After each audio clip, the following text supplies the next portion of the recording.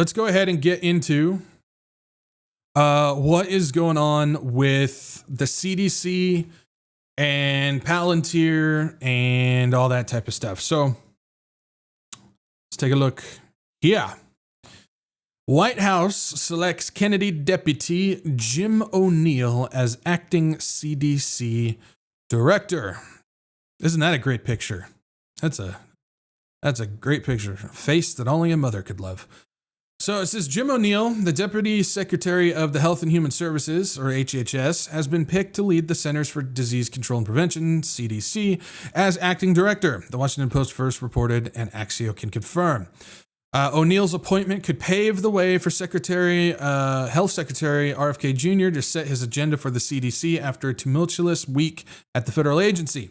The Trump administration's ousting of CDC Director Susan Monarez, I'll bring her up again in just a second, has led to a wave of resignations and a walkout at the agency's global HQ in Atlanta on Thursday. Despite her firing, Monarez has refused to leave her post.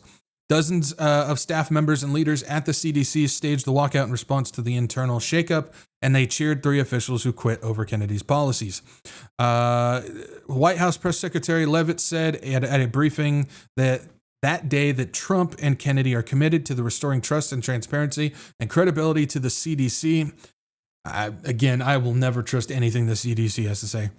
And we'll make sure that folks that are in position of leadership there are aligned with that mission. And we'll go over his background in just a second. So they ousted Susan Monarez. Why? I don't know. I got something that may play a part in that, maybe not. We'll get to that in just a second, but I don't know why they ousted her, which is fascinating because I remember when they brought her on, I did a thing on her. I dived into her because she has background in DARPA, she has background in BARDA, she has background in all of these just full on like technocrat systems, and she seemed like the perfect fit. We were looking at it and it's like, man, you could pick a better person to lead the CDC and what they want to do, because she's all about combining health and medicine stuff and chemistry with technology and tracking and everything. And that seems like what we're aiming for now, right? But they ousted her for whatever reason it is. I don't know what it is, but it is fascinating that they did. And so they're bringing in this Jim O'Neill guy. And so they provide a little bit of his background, but I did a little bit more digging on him, and seems he's actually probably a better fit for what they want to do. So background, O'Neill previously held roles during the George W. Bush administration, including Principal Associate Deputy Secretary. The biotech investor who's close to Trump ally Peter Thiel, putting it lightly, I'll get to that in just a second, has been working alongside Kennedy since last November and had been tasked with implementing the Make America Healthy Great Again, or Make America Healthy Again agenda. He publicly criticized the CDC during the COVID pandemic and advocated for treatments not supported by scientific research, like ivermectin, though O'Neill told lawmakers ahead of its confirmation as Kennedy's number 2 in June that he's strongly pro-jab. So we get a little bit of his background, but not nearly what I want to show you guys. This gets bad. So I did some digging on Mr. O'Neill here. Let's take a look. So Jim O'Neill, he's Deputy Secretary of HHS currently right now. So RFK Jr. is number 2. And he's been chosen as Director of CDC. So it's not official yet, I don't believe, but he's been picked to be the Director of the CDC. Bush administration. So he was a part of the Department of Education, part of the Department of Health and Human Services. He was a part of the United States delegation to the World Health Assembly. He also did policy direction and consultation, and his portfolio contains work for the FDA, the NIH, the Public Health and Science, and BARDA. As well, he was connected to the President's Management Council and the Task Force on New Americans. So he was all mixed up with the Bush administration, and yeah, fun stuff there. But what we want to look at here is the connections to Peter Thiel And they're not just allies. The connection goes deep, man. So Jim O'Neill is connected to Peter Thiel in many ways, including O'Neill was managing director at Clarium Capital, which is a venture capital group founded by Peter Thiel. He was managing director at Thiel Capital itself. He was managing director at Mithril Capital, which is the company that was co-founded by Peter Thiel and where financing and funding gets passed into Palantir. So this is actually the company that's ahead or above Palantir. He was the CEO of the Thiel Foundation. He was co-founder of the Thiel Fellowship, co-founder of Breakout Labs, which is the venture capital group of the Thiel Foundation. So the Thiel Foundation founded Breakout Labs, which they take money and they feed it to those who are looking to create their own startups. So basically funding other startups and other companies and connections and technology that all goes back to Peter Thiel as well. And he's a major proponent and seeks to implement Thiel's FDA reform policy.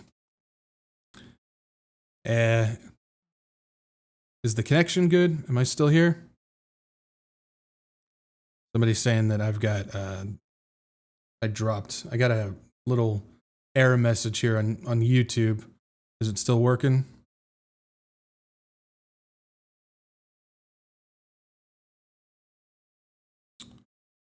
Hopefully everything is still running. You still good? Okay. Everybody's saying we're good, so yeah, I think I'm having a little internet thing here. All right. And so he's big time on trying to implement Peter Thiel's FDA reform stuff, which is pretty interesting. Where's it at here? I can pull this back up. It's interesting because when you look at this, one of the main things is he had issues with the FDA as well as the CDC and what they were trying to do. So this dude, Jim O'Neill, seems like a much better pick, at least from the outside looking in, from the information YouTube's back on. We're good. But it seems like from the information that we can gather from the outside looking in, while Susan Monarez looked perfect back then, it seems like this dude appears to be more of a controlled element that the technocrats, the Palantir administration, can actually control a little bit more to get things moving in the direction that they want to do.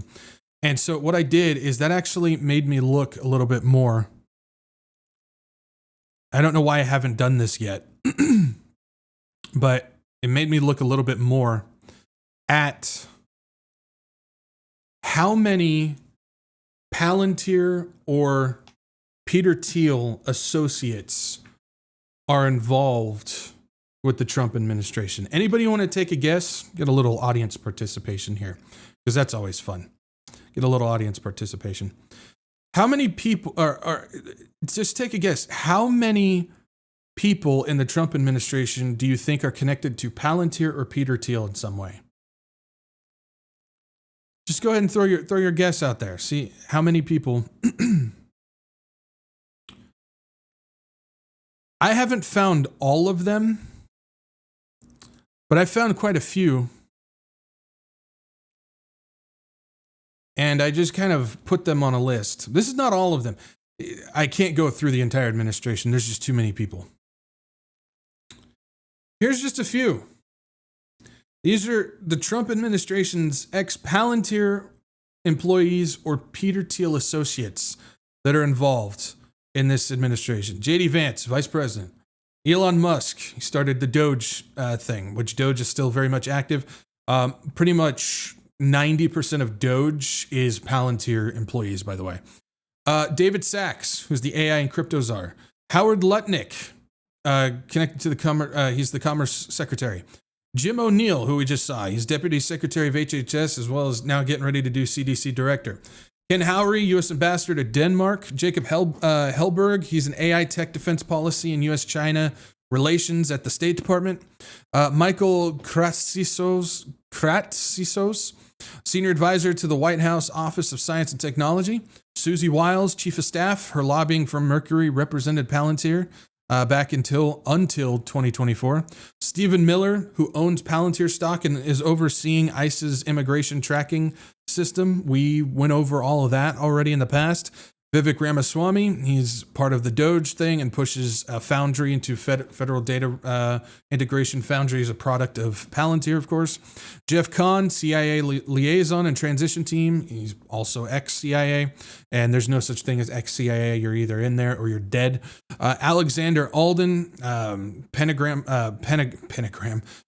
official. Jamie Fly, national security advisor with Rubio and Bush.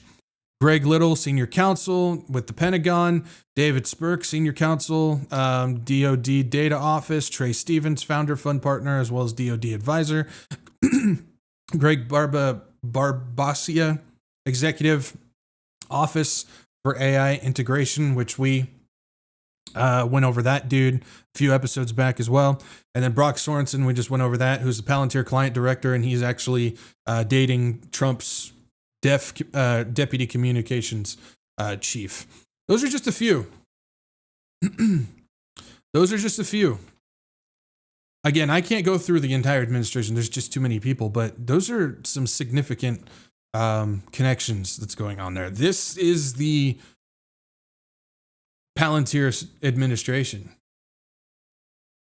That's what this is. This is the Palantir administration. This is not Trump's administration. This is what I'm talking about when it comes to corporatism. This is what I'm talking about when it comes to the fascist technocratic takeover of this country and what we are witnessing right now. Palantir wants to control and own everything. That's what they're setting up right now. That's what they're building right in front of us right now. And that's why this administration is a Palantir administration. And so this choosing of Jim O'Neill as the CDC director seems to fit directly in line with what they're wanting to accomplish. So I just wanted to bring that forth and let you guys know who this dude is and what's going on. I don't know how many people even saw that we were getting a new CDC director. So it's not really making big waves out there, but that seems pretty significant when you find out where he comes from.